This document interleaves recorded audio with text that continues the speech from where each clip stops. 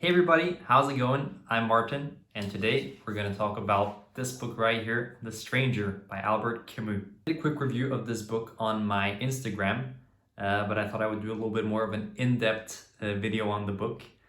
It is one of my favorites. It's a short book that everybody can read. It's only about 120 pages, and it's an incredibly captivating book. So if you haven't read the book, there will be some spoilers in this video. I recommend you read the book first if you're afraid of that kind of thing. Otherwise, you can go and check out my quick review on Instagram to see if it could be something for you. But without further ado, let's jump in. So it was written by Albert Camus. He is a French Algerian philosopher and author. Charming fella, also quite promiscuous apparently. He was born in 1913 and he only lived to be around 46 years old, but he is considered one of the great authors of the 20th century. He is traditionally placed inside the existentialist tradition, although he tended to reject that label himself. And him being an existentialist, I would say, is evident through the topics that he explores in his writings. He's very focused on the meaning in individuals' lives and the difficulties that arise from our human condition. He's also one of the people that popularized the philosophy of the absurd.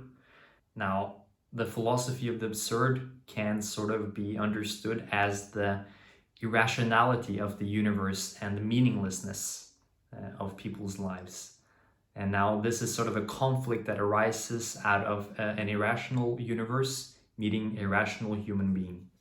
Now, The Stranger was actually the first notable novel that he published. It was followed by The Plague, The Fall, and The First Man. So let's dive into the story. Meursault is the protagonist. He is this middle-aged French man living in Algiers. And he seems sort of completely emotionally detached in the sense that he doesn't care about what happens to the other people around him, or himself for that matter. At the same time, he's also a very truthful person. He sort of speaks his mind, and he also seems to show some affection to one character, Marie. Now let's dive into the plot of this book. It's divided into two parts. At the beginning of the first part, Meursault's mother has passed away, and so he needs to travel to attend her funeral. Now during this funeral, he does not exhibit any of the traditional feelings that you would in attending your own mother's funeral. He then goes back home. He develops a love interest. He helps out a friend lure an ex-girlfriend back to his house, which ends up being assaulted, and then he goes to a beach house with a couple of friends and his love interest, where he ends up killing a man. And he does this in self-defense, as he sort of shoots a man as he flashes a knife, but then he goes on to shoot him 4 more times, which all of a sudden doesn't look that much like self-defense anymore. And then in the second part of the novel, Meursault is put into prison. He stays there for about a year, and then he has his trial where he's sentenced to public decapitation. But in the end, he manages to fully accept his faith, and he sort of realizes that there is no hope to escape. And this creates a serenity and happiness in the man, which is rather interesting. This is essentially the plot of the novel. And now I think it's a great exhibition of his philosophy of the absurd and the meaninglessness of life. I think that's the central thing that I took away from this.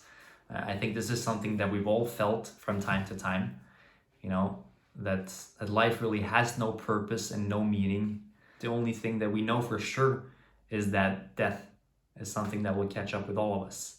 Now, paradoxically, in the novel, the character only gains a sensation of happiness and serenity when he embraces this meaninglessness of life and the fact that we are going to die.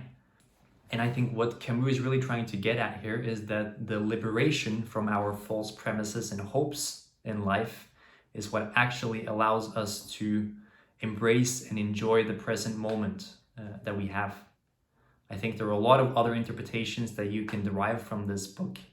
But that's sort of the main takeaway that I took from reading this short but harrowing and interesting tale. I would love to hear some of your thoughts on the novel down in the comment section below, and I'll see you next time.